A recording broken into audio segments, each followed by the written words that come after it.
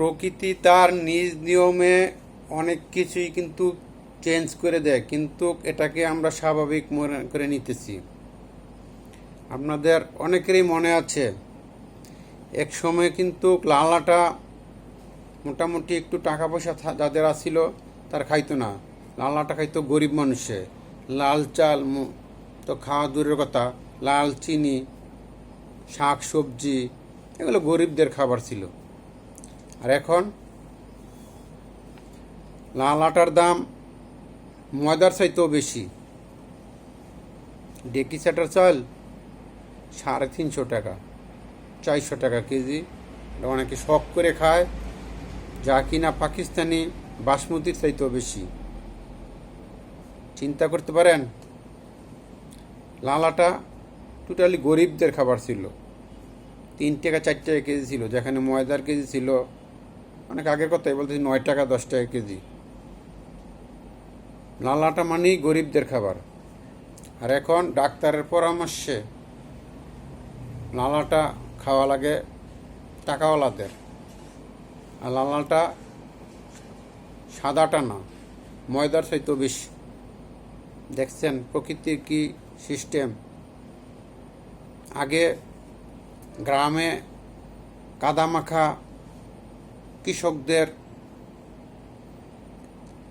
চাষাবাসারা থাকতো, আর এখন আপনি দেখেন শহরে শুধু কাদা না, নর্দমা পানির মধ্যে ঢাকা শহরের মানুষ বাস করে। আর মাঝে মাঝে শহর থেকে একটু আরাম আয়েশের জন্য গ্রামে মানুষ বেড়াইতে যায়, গ্রামের পরিবেশ উপভোগ করার জন্য। প্রকৃতির প্রতিশোধ খুবই মারাত্মক।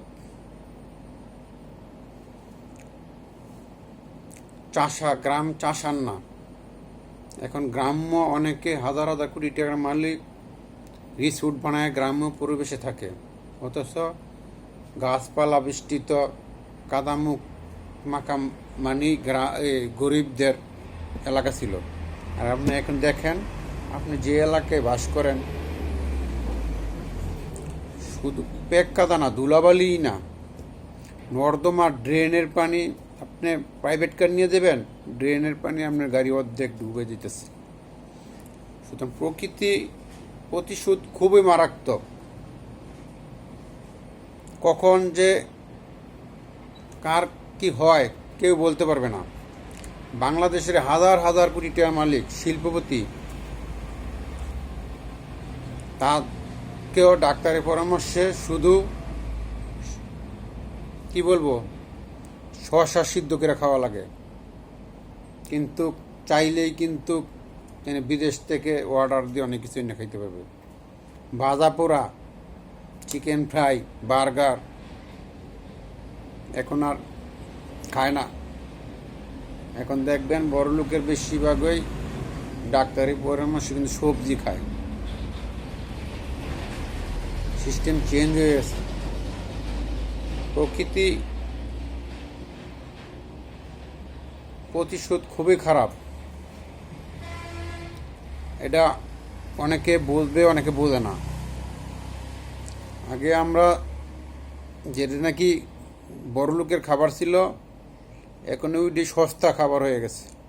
আমিষ জাতীয় খাবারগুলো দেখেন, আপনি সবজি চাইতে আপনি মুরগি, ব্রয়লার মুরগির দাম সবজি চাইতে অনেক কম।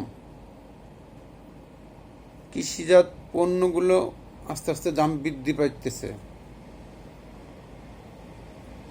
আসলে বুঝাইতে পারলাম কিনা জানি না। প্রকৃতি দিন দিন চেঞ্জ, কখন কি হয় প্রকৃতির নিয়ম কখন তা আমরা নিজেরাও জানি না।